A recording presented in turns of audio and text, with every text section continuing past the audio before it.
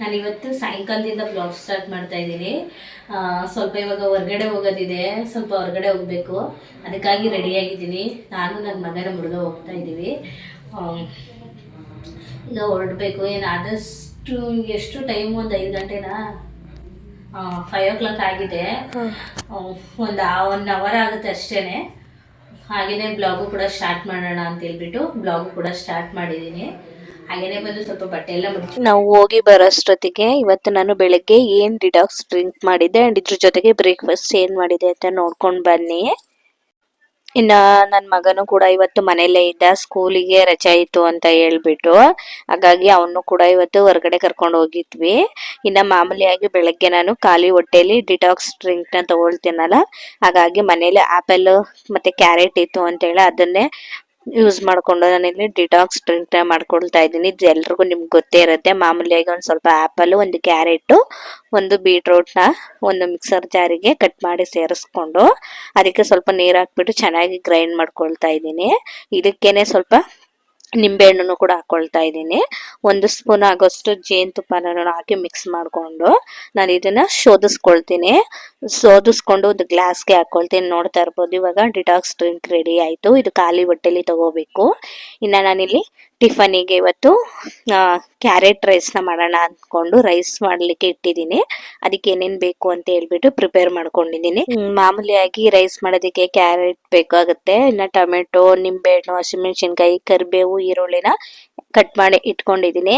ಈಗ ಹೇಗೆ ಮಾಡೋದು ಅಂತ ನೋಡೋಣ. ಗ್ಯಾಸ್ ಮೇಲೆ ಒಂದು ಕಡಾಯಿ ಇಟ್ಕೊಂಡು ಒಂದು ಚಿಕ್ಕ ಬೌಲಷ್ಟು ನಾನಿಲ್ಲಿ ಕಡಲೆ ಬೀಜನ ತೊಗೊಂಡಿದ್ದೀನಿ, ಅಂದರೆ 1 ಕೈ ಮುಷ್ಟಿಯಷ್ಟು.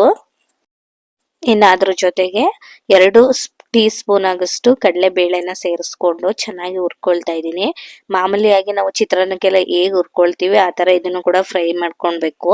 ನಾನು ಮೊದಲಿಗೆ ಈ ಥರ ಫ್ರೈ ಮಾಡಿಕೊಂಡು ಈ ಕಡಲೆ ಬೀಜನೆಲ್ಲರೂ ಒಂದು ಪ್ಲೇಟಿಗೆ ಹಾಕೊಂಡು ಬಿಡ್ತೀನಿ. ಯಾಕಂದರೆ ನನಗೆ ಅದು ಕ್ರಿಸ್ಪಿನೆಸ್ ಆಗಿದ್ರೆ ತುಂಬ ಇಷ್ಟ ಆಗುತ್ತೆ ಅಂತ ಹೇಳಿ ನಾನು ಈ ರೀತಿ ಮಾಡ್ಕೊಳ್ತೀನಿ. ಒಬ್ರೊಬ್ರು ಡೈರೆಕ್ಟ್ ಹಾಗೇನೆ ಬಿಟ್ಬಿಡ್ತಾರೆ ಪ್ಯಾನಲ್ಲಿ. ನಾನು ಈ ರೀತಿ ಮಾಡ್ಕೊಳ್ತೀನಿ. ನಿಮ್ಗೆ ಯಾವ ರೀತಿ ಬೇಕು ನೀವು ಅದೇ ರೀತಿ ಮಾಡ್ಕೊಬೋದು.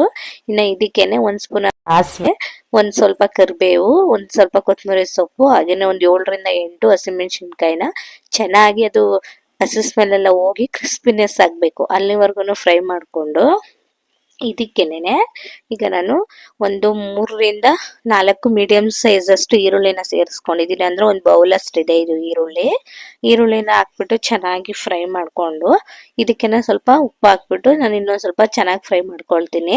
ಉಪ್ಪು ಹಾಕಿದ್ರೆ ಬೇಗ ಕುಕ್ ಆಗುತ್ತೆ ಅಂತ ಹೇಳಿ. ಇನ್ನು ಇದ್ರ ಜೊತೆಗೇನೆ 1 ಟೊಮೆಟೊನ ಕಟ್ ಮಾಡಿ ಸೇರಿಸ್ಕೊಂಡಿದ್ದೀನಿ. ಒಂದು ಮೀಡಿಯಂ ಸೈಜ್ ಅಷ್ಟು ಇದೆ ಇದು ಟೊಮೆಟೊ. ನಿಮ್ಗೆ ಈ ರೆಸಿಪಿಗೆ ಟೊಮೆಟೊ ಬೇಡ ಅಂತಂದ್ರೆ ಸ್ಕಿಪ್ ಮಾಡಿ, ಹಾಗಾದ್ರೆ ಚೆನ್ನಾಗಿರುತ್ತೆ. ಇನ್ನು ಇದಕ್ಕೇನೆ ಸ್ವಲ್ಪ ಅರಿಶಿಣ ಹಾಗೆ ಉಪ್ಪನ್ನ ಹಾಕೊಂಡು ಚೆನ್ನಾಗಿ ಮಿಕ್ಸ್ ಮಾಡ್ಕೊಳ್ತೀನಿ. ಇದು ಚೆನ್ನಾಗಿ ಹೊಂದ್ಕೋಬೇಕು ಈ ಮಸಾಲೆ ಎಲ್ಲ, ಅಲ್ಲಿವರೆಗೂ ಮಿಕ್ಸ್ ಮಾಡಿಕೊಂಡು ಈ ಟೈಮಲ್ಲಿ ಇನ್ನೊಂದು ಸ್ವಲ್ಪ ಕೊತ್ತಂಬರಿ ಸೊಪ್ಪು ಹಾಗೇನೆ ಒಂದು 1/4 ಬೌಲಷ್ಟು ಕ್ಯಾರೆಟ್ನ ಹಾಕೊಂಡಿದ್ದೀನಿ. ಅಂದರೆ ಒಂದು ದೊಡ್ಡ ಕ್ಯಾರೆಟ್ 2ನ್ನ ನಾನು ತಗೊಂಡು ಇಲ್ಲಿ ಈ ಥರ ತುರ್ದಿ ರೆಡಿ ಮಾಡಿ ಇಟ್ಕೊಂಡಿದ್ದೆ, ಅದನ್ನ ಈಗ ನಾನು ಸೇರಿಸ್ಕೊಂಡಿದ್ದೀನಿ.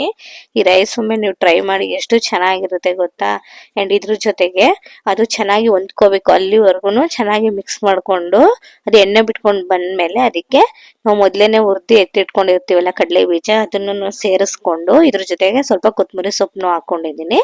ಮತ್ತೆ ಗ್ಯಾಸ್ ಎಲ್ಲ ಆಫ್ ಮಾಡಿದ್ದಾದ್ಮೇಲೆ ಸ್ವಲ್ಪ ನಿಂಬೆಹಣ್ಣನ್ನ ನಾನು ಹಾಕೊಳ್ತಾ ಇದ್ದೀನಿ. ಮಾಮೂಲಿಯಾಗಿ ನಾವು ಇದನ್ನ ಹೇಳ್ಬೇಕು ಅಂತಂದ್ರೆ ಚಿತ್ರಾನ್ನ ಯಾವ ತರ ಮಾಡ್ತೀವಿ ಆ ತರ ಮಾಡ್ಕೊಂಡು ಅದಾದ್ಮೇಲೆ ನಾವು ಮೊದ್ಲೇನೆ ಅನ್ನ ಮಾಡಿ ಇಟ್ಕೊಂಡಿರ್ತೀವಲ್ಲ, ಅನ್ನ ಎಲ್ಲಾನು ತಣ್ಣಗಾಗಿರ್ಬೇಕು, ಆಮೇಲೆ ನಾವು ಸೇರಿಸ್ಕೊಬೇಕಾಗತ್ತೆ. ಅದಕ್ಕೆ ನಾನು ಇಲ್ಲಿ ರೈಸ್ನ ಮೊದ್ಲಿಗೆನೆ ಮಾಡಿಟ್ಕೊಂಡೆ. ಈಗ ಅನ್ನ ಎಲ್ಲಾನು ಚೆನ್ನಾಗಿ ಮಿಕ್ಸ್ ಮಾಡ್ಕೊಂಡು ಸ್ವಲ್ಪ ಕೊತ್ತಂಬರಿ ಸೊಪ್ಪು ಹಾಗೇನೆ ಫ್ರೈ ಮಾಡಿರೋ ಕಡಲೆ ಬೀಜನ ಸೇರಿಸ್ಕೊಂಡಿದ್ದೀನಿ. ಇನ್ನು ಇದ್ರ ಜೊತೆಗೇನೆ ನಾನಿಲ್ಲಿ 1 ಕಪ್ ಆಗೋಷ್ಟು ಕ್ಯಾರೆಟ್ ತುರ್ತಿರೋದು ಎತ್ತಿಟ್ಕೊಂಡಿದ್ದೆ, ಅದನ್ನು ಕೂಡ ಸೇರಿಸ್ಕೊಂಡಿದ್ದಾದ್ಮೇಲೆ ಚೆನ್ನಾಗಿ ಮಿಕ್ಸ್ ಮಾಡ್ಕೊಳ್ತಾ ಇದ್ದೀನಿ. ನೋಡ್ತಾ ಇರ್ಬೋದು ನೀವು ಎಷ್ಟು ಕಲರ್ಫುಲ್ ಆಗಿ ಕಾಣಿಸ್ತಾ ಇದೆ ಅಂತ ಹೇಳ್ಬಿಟ್ಟು. ಇದನ್ನ ಬ್ಯಾಚುಲರ್ ರೆಸಿಪಿ ಅಂತಾನೂ ಕೂಡ ಹೇಳ್ಬೋದು. ನೀವು ಖಂಡಿತ ಟ್ರೈ ಮಾಡಿ, ಬೆಳಗಿನ ಬ್ರೇಕ್ಫಾಸ್ಟ್ ಚೆನ್ನಾಗಿರುತ್ತೆ ಅಂಡ್ ಕ್ವಿಕ್ ಆಗೂ ಕೂಡ ಆಗ್ಬಿಡುತ್ತೆ. ಒಂದು 3 ಮಿನಿಟ್ಸ್ಗೆಲ್ಲ ಆಗೋಗ್ಬಿಡುತ್ತೆ. ಹಾಗಾಗಿ ಇದನ್ನ ಟ್ರೈ ಮಾಡಲೇಬೇಕು ನೀವು. ಯಾಕಂದರೆ ಆಫೀಸ್ಗೆ ಹೋಗೋರು ಇರ್ತಾರೆ, ಮಗು ಸ್ಕೂಲಿಗೆ ಕಳ್ಸೋರು ಇರ್ತಾರೆ, ಅವರಿಗೆಲ್ಲ ಕ್ವಿಕ್ಕಾಗಿ ರೆಸಿಪಿನ ಮಾಡೋದು ಈಸಿ ಆಗಿರುತ್ತಲ್ಲ, ಯಾವ ರೆಸಿಪಿ ಅಂತ ಹುಡುಕ್ತಾ ಇರ್ತಾರೆ, ಅಂಥವ್ರು ಈ ರೆಸಿಪಿನ ಮಾಡ್ಕೊಬೋದು. ಖಂಡಿತವಾಗಿ ಚೆನ್ನಾಗಿರುತ್ತೆ. ಇನ್ನು ಟಿಫನ್ ಎಲ್ಲ ಮುಗಿಸಿದಾದ್ಮೇಲೆ ನಮ್ಮ ಮನೇಲಿ ಸ್ವಲ್ಪ ಕಬೋರ್ಡ್ಸ್ ತಂದಿದ್ವಿ, ಅದ್ರದ್ದು ಪೀಸ್ ಎಲ್ಲ ಈ ಥರ ಉಳ್ದು ಬಿಟ್ಟಿತ್ತು. ಇನ್ನು ನಮ್ಮ ಹುಡುಗ ಇಟ್ಕೊಂಡು ಇದನ್ನ ನಾನು ಚಿಕ್ಕದು ವಾರ್ಡ್ರೋಬ್ ಆಗಿ ಮಾಡ್ಕೊಡ್ತೀನಿ, ಅಂದ್ರೆ ಐಟಮ್ಸ್ ಎಲ್ಲ ಜೋಡಿಸ್ಕೊಳ್ಳೋದಿಕ್ಕೆ ಅಂತ ಹೇಳ್ಬಿಟ್ಟು ರೆಡಿ ಮಾಡ್ತಾ ಇದ್ದ. ಇದು ನಮಗೂ ಐಡಿಯಾ ಇರಲಿಲ್ಲ, ಅವನೇ ಮಾಡಿರೋದು. ಅಂದ್ರೆ ಒಂದು ಎಲ್ ಸೈಜ್ ಕ್ಲಾಂಪ್ ತರ ಬರುತ್ತೆ, ಅದು ತಂದ್ಬಿಟ್ಟು ನಟ್ ಹಾಕ್ಬಿಟ್ಟು ಚೆನ್ನಾಗಿ ಫಿಕ್ಸ್ ಮಾಡಿ ಈ ತರ ಬಾಕ್ಸ್ ತರ ಮಾಡಿದಾನೆ. ಚೆನ್ನಾಗಿ ಮಾಡ್ದ. ನಮಗೂ ಅದು ಐಡಿಯಾ ಇರಲಿಲ್ಲ, ಈ ತರ ವೇಸ್ಟ್ ಪೀಸಲ್ಲೂ ಈ ತರ ಕಬೋರ್ಡ್ ಆಗುತ್ತೆ ಅನ್ನೋದು ಐಡಿಯಾ ಇರಲಿಲ್ಲ. ಆಮೇಲೆ ಚೆನ್ನಾಗಿ ಮಾಡ್ದ. ಇನ್ನ ಕಬೋರ್ಡ್ ನಾನು ಕಿಚನ್ ಅಲ್ಲಿ ಇಟ್ಕೊಳ್ಳೋಣ ಅಂತ ಹೇಳ್ಬಿಟ್ಟು ಮಾಡಿಸ್ಕೊಂಡೆ. ಯಾಕಂದ್ರೆ ಆಯಿಲ್ ಬಾಟ್ಲ್ ಎಲ್ಲ ಇಡ್ಬೇಕಿತ್ತು, ಮತ್ತೆ ಚಿಕ್ಕ ಚಿಕ್ಕ ಡಬ್ಬನೆಲ್ಲ ಇಡ್ಬೇಕಾಗಿತ್ತಲ್ಲ, ಹಾಗಾಗಿ ಅದನ್ನ ಮಾಡಿಸ್ಕೊಂಡೆ. ನೋಡಿ ಎಷ್ಟು ಚೆನ್ನಾಗಿ ಕಾಣ್ತಿದೆ ಅಂತ ಹೇಳ್ಬಿಟ್ಟು. ನಿಮ್ ಮನೇಲಿ ಈ ತರ ಎಕ್ಸ್ಟ್ರಾ ಪೀಸಸ್ ಇದ್ರೆ ಈ ತರ ನೀವು ಮನೇಲೇನೆ ಕಬೋರ್ಡ್ ನ ಮಾಡ್ಕೊಬಹುದು. ನಿಮ್ಗೆ ಹೇಗ್ ಅನಿಸ್ತು ಅಂತ ನಂಗೆ ಕಮೆಂಟ್ ಬಾಕ್ಸ್ ಅಲ್ಲಿ ತಿಳಿಸಿ. ಇನ್ನ ಅದೆಲ್ಲ ಆದ್ಮೇಲೆ ಸ್ವಲ್ಪ ನಾನಿಲ್ಲಿ ಜುಡಿಯೋಗೆ ಶಾಪಿಂಗ್ ಅಂತ ಬಂದೆ. ಅಂದ್ರೆ ನಮ್ಮ ಹುಡುಗ ಇದ್ದಾನಲ್ಲ, ಅವ್ನಿಗೆ ಸ್ಲಿಪ್ಪರ್ಸ್ ತಗೋಬೇಕಾಗಿತ್ತು. ಹಾಗಾಗಿ ಮನೇಲೆ ಇದ್ವಲ್ಲ ಫ್ರೀ ಆಗಿ ಅಂತ ಹೇಳ್ಬಿಟ್ಟು ಬೆಳಗ್ಗೆನೆ ಬಂದಿದ್ದು. ಅದಕ್ಕಾಗಿ ನಾನು ಹೇಳಿದ್ದು, ನೀವು ಟಿಫನ್ ಮುಗಿಸ್ಕೊಂಡು ಬರೋಷ್ಟೊತ್ತಿಗೆ ನಾವು ಶಾಪಿಂಗ್ ಮಾಡ್ಕೊಂಡು ಬರ್ತೀವಿ, ವಿಡಿಯೋನ ನೋಡಿ ಅಂತ ಹೇಳ್ಬಿಟ್ಟು. ನಾ ಬಂದು ನೋಡ್ತಾ ಇದ್ವಿ ಯಾವ್ದೇ ಚೆನ್ನಾಗಿರುತ್ತೆ, ಯಾವ್ದು ತಗೋಬಹುದು, ಹಾಗೇನೆ ನನ್ನ ಮಗನ್ಗೆ ಸಿಗುತ್ತಾ ಅಂತೆಲ್ಲ ನೋಡ್ತಾ ಇದ್ದೆ. ಅಲ್ಲಿ ಮಕ್ಳಿಗೆ ಅಷ್ಟೊಂದು ಕಲೆಕ್ಷನ್ ಇರ್ಲಿಲ್ಲ ಸ್ಲಿಪ್ಪರ್ಸ್ ಎಲ್ಲ. ಇನ್ನ ದೊಡ್ಡವರಿಗೆಲ್ಲ ಚೆನ್ನಾಗಿತ್ತು, ಪ್ರೈಸ್ ಕೂಡ ಚೆನ್ನಾಗಿತ್ತು ಅಂತ ಅನ್ನಿಸ್ತು. ಹಾಗಾಗಿ ನೋಡ್ಬಿಟ್ಟು ಒಂದ್ ಜೊತೆ ಸ್ಲಿಪ್ಪರ್ನ ಪರ್ಚೇಸ್ ಮಾಡಿದ್ವಿ.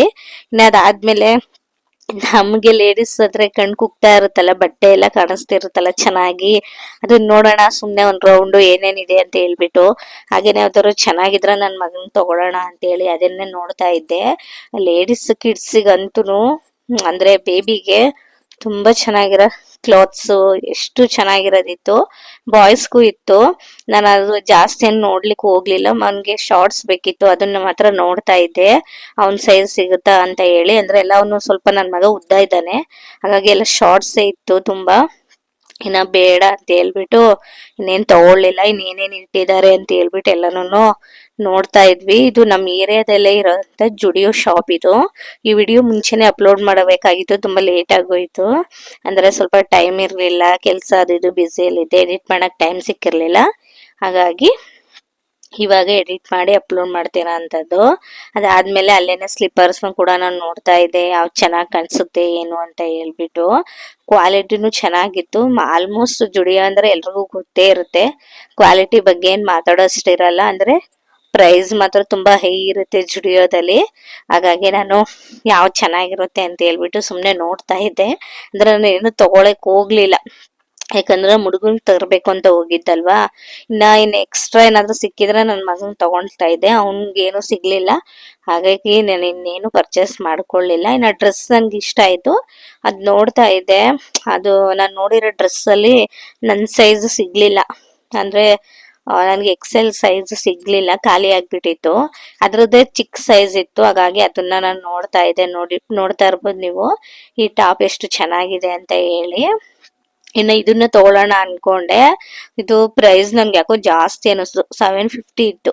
ಇನ್ನ ಸರಿ ಇದು ಬೇಡ, ಜಾಸ್ತಿ ಇದೆ ಪ್ರೈಸು ಅಂತ ಹೇಳ್ಬಿಟ್ಟು ಹಾಗೇನೆ ಬಂದ್ವಿ. ಅಂದ್ರೆ ನೆಕ್ಸ್ಟ್ ಫ್ಲೋರ್ಗೆ ಹೋಗೋಣ ಅಂತ ಹೇಳ್ಬಿಟ್ಟು ಹೋಗ್ತಾ ಇದ್ವಿ, ಸೆಕೆಂಡ್ ಫ್ಲೋರ್ಗೆ. ನಾನು ಇನ್ನೂ ಡ್ರೆಸ್ಸಸ್ ಎಲ್ಲ ನೋಡ್ತಾ ಇದ್ದೆ, ಅಂದ್ರೆ ನೆಕ್ಸ್ಟ್ ಟೈಮ್ ಬಂದ್ರೆ ಏನಾದ್ರು ಪರ್ಚೇಸ್ ಮಾಡೋಣ ಅಂತ ಹೇಳ್ಬಿಟ್ಟು ನೋಡ್ತಾ ಇದ್ದೆ ಏನೇನಿದೆ ಕಲೆಕ್ಷನ್ ಅಂತ. ತುಂಬಾ ದಿನಗಳಾದ್ಮೇಲೆ ಹೋಗಿದ್ನಲ್ವ ಜುಡಿಯೋಗೆ, ಇದು ನಾನು ಒಂದು 3rd ಟೈಮ್ ಏನೋ ಬಂದಿರೋದು ಇಲ್ಲಿಗೆ. ಹಾಗಾಗಿ ನೋಡ್ತಾ ಇದ್ದೆ. ನಾನು ನೋಡ್ಕೊಂಡು ಇನ್ನ ಮಾಮೂಲಿಯಾಗಿ ಕೆಳಗಡೆ ಬಿಲ್ಲಿಂಗ್ ಕೌಂಟರ್ ಹತ್ರ ಹೋದ್ವಿ. ಅಲ್ಲಿ ಕಾಸ್ಮೆಟಿಕ್ಸ್, ಮಾಮೂಲಿಯಾಗಿ ಕ್ಲಿಪ್ಸ್, ಲಿಪ್ಸ್ಟಿಕ್ಸ್ ಎಲ್ಲಾನು ಇಟ್ಟಿದ್ರು. ಏನ್ ಸರಿ ಅಂತ ಹೇಳಿ ಬಿಲ್ಲಿಂಗ್ ಮಾಡಿಸ್ಕೊಂಡು ನಾವು ಮನೆಗೆ ಹೊರಟು ಬಂದ್ವಿ. ಪೂಜೆ ಎಲ್ಲ ಮುಗಿಸ್ಕೊಂಡು ಇವಾಗ ಬ್ಲಾಗ್ ಸ್ಟಾರ್ಟ್ ಮಾಡ್ತಾ ಇದ್ದೀನಿ. ನಾನೇನು ಪೂಜೆ ಮಾಡಿದ್ದೇನು ವಿಡಿಯೋ ಮಾಡ್ಕೊಳಕ್ ಹೋಗ್ಲಿಲ್ಲ. ಸಾಮಾನ್ಯವಾಗಿ ಒಂದು 2 ವಿಡಿಯೋದಲ್ಲಿ ಅಪ್ಲೋಡ್ ಮಾಡಿದ್ದೀನಲ್ವಾ, ಅದಕ್ಕಾಗಿ ಪೂಜೆ ಎಲ್ಲ ಮಾಡ್ಕೊಳ್ಳೋದೇನು ಬ್ಲಾಗ್ ಮಾಡ್ಕೊಳಕ್ ಹೋಗ್ಲಿಲ್ಲ. ಈಗ ನಾನಿಲ್ಲಿ ನಮ್ಮ ಮನೇಲಿ ಸ್ವಲ್ಪ ಇವತ್ತು ಉಪ್ಪು ಸಾಂಬಾರನ್ನ ಮಾಡೋಣ ಅಂತ ಮಾಡ್ಕೊಳ್ತಾ ಇದ್ದೀನಿ. ಹಾಗೇನೆ ಸ್ವಲ್ಪ ಕಾಳುಗಳೆಲ್ಲ ಉಳಿದು ಬಿಟ್ಟಿತ್ತು, ಹುಳ ಬಿದ್ದುಬಿಡುತ್ತೆ ಅಂತೇಳಿ ಎಲ್ಲಾನು ಮಿಕ್ಸ್ ಮಾಡಿಕೊಂಡು ಮಾಡ್ತಾ ಇರೋವಂಥದ್ದು. ತುಂಬ ರುಚಿಯಾಗಿ ಬರುತ್ತೆ, ತುಂಬ ಚೆನ್ನಾಗಿರುತ್ತೆ. ಈಗ ನಿಮ್ಮ ಜೊತೆನೂ ಕೂಡ ಶೇರ್ ಮಾಡ್ತೀನಿ. ಈಗ ಏನೇನು ಬೇಕು ಅಂತ ನಾನು ಆಲ್ರೆಡಿ ಎಲ್ಲಾನು ರೆಡಿ ಮಾಡಿ ಇಟ್ಕೊಂಡಿದ್ದೀನಿ. ಈಗ ಹೇಗೆ ಮಾಡೋದು ಅಂತ ನೋಡೋಣ. ಇದು ಒಂದೊಂದು ಕಡೆ ಒಂದೊಂದು ರೀತಿ ಮಾಡ್ತಾರೆ. ನನಗೆ ಹೇಗೆ ಬರುತ್ತೋ ನಾನು ಆ ರೀತಿ ಮಾಡ್ತಾ ಇದ್ದೀನಿ. ನಿಮ್ಮ ಮನೇಲಿ ನೀವು ಯಾವ ರೀತಿ ಮಾಡ್ತೀರಾ ಅಂತ ನನಗೆ ಕಮೆಂಟ್ ಬಾಕ್ಸಲ್ಲಿ ತಿಳಿಸಿ. ಮಾಮೂಲಿಯಾಗಿ ನಾನು ಅವರೆಕಾಳು, ಹುಳ್ಳಿಕಾಳು ಮತ್ತು ಕಾಳನ್ನ ತೊಗೊಂಡಿದ್ದೀನಿ. ಇನ್ನು ಅದಕ್ಕೆ ಏನೇನು ಬೇಕು ಆ ಐಟಮ್ಸ್ನ ತೊಗೊಂಡಿದ್ದೀನಿ. ಈರುಳ್ಳಿ, ಕೊತ್ತಂಬರಿ ಸೊಪ್ಪು, ಕರಿಬೇವು ಇದನ್ನೆಲ್ಲ ತೊಗೊಂಡಿದ್ದೀನಿ. ಈಗ ನಾವು ಮೊದಲಿಗೆ ಸ್ವಲ್ಪ ಅವರೆಕಾಳನ್ನ ಹುರ್ಕೊಬೇಕಾಗುತ್ತೆ, ಯಾಕಂದ್ರೆ ಅದು ಬೇಯೋದಿಲ್ಲ. ಹಾಗಾಗಿ ಕುಕ್ಕರ್ ಬಿಸಿ ಆದ್ಮೇಲೆ ನಾನಿಲ್ಲಿ ಫಸ್ಟ್ ಅವರೆಕಾಳನ್ನ ಸ್ವಲ್ಪ ಹುರ್ಕೊಳ್ತೀನಿ, ಯಾಕಂದ್ರೆ ಅದು ತುಂಬಾ ಗಟ್ಟಿ ಇರುತ್ತೆ, ಬೇಗ ಕುಕ್ ಆಗೋದಿಲ್ಲ. ಸ್ವಲ್ಪ ಫ್ರೈ ಮಾಡ್ಬಿಟ್ಟು ಹಾಕ್ಬಿಟ್ರೆ ಚೆನ್ನಾಗಿ ಬೇಗ ಕುಕ್ ಆಗುತ್ತೆ ಅಂತ ಹೇಳ್ಬಿಟ್ಟು ಫಸ್ಟಿಗೆ ನಾನು ಅವರೆಕಾಳನ್ನ ಕುಕ್ ಮಾಡ್ಕೊಳ್ತೀನಿ. 1 ಕಪ್ ಅಷ್ಟು ಹುರುಳಿಕಾಳನ್ನ ತೊಗೊಂಡಿದ್ದೀನಿ. ಅದಕ್ಕೆ ಅದೇ ಸೇಮ್ ಕಪ್ಪಲ್ಲಿ 1/4 ಕಪ್ ಅಷ್ಟು ಅವರೆಕಾಳು, ಹಾಗೇನೆ 1/4 ಕಪ್ಗಿಂತ ಸ್ವಲ್ಪ ಜಾಸ್ತಿ ತಗಣಿಕಾಳನ್ನ ತೊಗೊಂಡಿದ್ದೀನಿ. ಯಾಕಂದರೆ ಇಲ್ಲ 1 ಕಪ್ ಹುರುಳಿಕಾಳು ತೊಗೊಂಡ್ರೆ 2 ಸ್ವಲ್ಪ ಸ್ವಲ್ಪ ತೊಗೊಳ್ಬೇಕು, ಹಾಫ್. ನೀವು ಬೇಕು ಅಂತಂದರೆ ಇದನ್ನು ಜಾಸ್ತಿ ಕಡಿಮೆನೂ ಮಾಡ್ಕೊಬೋದು. ಆದರೆ ಅವರೆಕಾಳು ಜಾಸ್ತಿ ಮಾಡ್ಕೊಳಕ್ಕೆ ಹೋಗ್ಬೇಡಿ. ಹುರುಳಿಕಾಳು ಜಾಸ್ತಿ ಇರಲಿ, ಅವರೆಕಾಳು ಕಡಿಮೆ ಇರಲಿ. ಅವರೆಕಾಳಿಗಿಂತ ಸ್ವಲ್ಪ ತಗಣಿಕಾಳು ಜಾಸ್ತಿ ಇರಲಿ. ಇನ್ನು ನಿಮ್ಮ ಇಷ್ಟ, ನೀವು ಎಷ್ಟಾದರೂ ಕಾಳುಗಳನ್ನ ಹೆಚ್ಚು ಕಡಿಮೆ ಮಾಡ್ಕೊಬೋದು. ನಾನು ಸ್ವಲ್ಪ ಬಾಡಿ ಎಲ್ಲ ಹೀಟ್ ಆಗುತ್ತೆ ಅಂತೇಳಿ ಅವರೆಕಾಳನ್ನ ಸ್ವಲ್ಪ ನಾನು ಕಡಿಮೆನೇ ಬಳಸೋದು. ನೀವು ಜಾಸ್ತಿ ಬೇಕು ಅಂದ್ರೂ ನೀವು ಬಳಸ್ಕೊಬೋದು. ಸ್ವಲ್ಪ ಚೆನ್ನಾಗಿ ಹುರ್ಕೊಬೇಕಿಲ್ಲಿ. ನಾವು ಫಾಸ್ಟಾಗಿ ಗ್ಯಾಸ್ ಇಟ್ಕೊಂಡು ಹುರಿದ್ಬಿಟ್ರೆ ಮೇಲೆ ಸಿಗೋಗ್ಬಿಡುತ್ತೆ, ಒಳಗಡೆ ಬೆಂದಿರೋದಿಲ್ಲ. ಆಮೇಲೆ ನಾವು ವಿಶಿಲ್ ತೊಗೊಳ್ಳೋ ಟೈಮಲ್ಲೂ ಕೂಡ ಆಮೇಲೆ ಬೇಯೋದಿಲ್ಲ. ಅದಕ್ಕಾಗಿ ಲೋ ಫ್ಲೇಮಲ್ಲಿ ಇಟ್ಕೊಂಡು ಸ್ವಲ್ಪ ಅವರೆಕಾಳು ಹುರಿಯೋದಕ್ಕೆ ಟೈಮ್ ತೊಗೊಳುತ್ತೆ. ಒಂದು 5 ಮಿನಿಟ್ಸ್ ತೊಗೊಳುತ್ತೆ ಅಷ್ಟೇ. ಅಷ್ಟಾಗೋವರೆಗೂ ಹುರ್ಕೊಂಡ್ರೆ ಸಾಕಾಗುತ್ತೆ.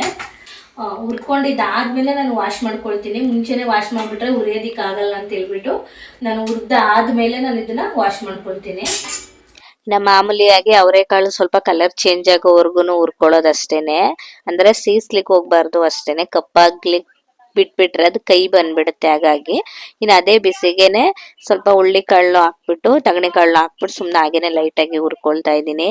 ಹುಳ್ಳಿಕಾಳು ಮತ್ತೆ ತಗಣಿಕಾಳು ಹಾಕಿದ್ಮೇಲೆ ಸ್ವಲ್ಪ ಬಿಸಿ ಆದ್ರೆ ಸಾಕು, ಅದೇನು ಉರಿಯೋ ಅಗತ್ಯ ಇಲ್ಲ. ಈ ಬಿಸಿಯಲ್ಲೇನೆ ಆಗೋಗ್ಬಿಡುತ್ತೆ.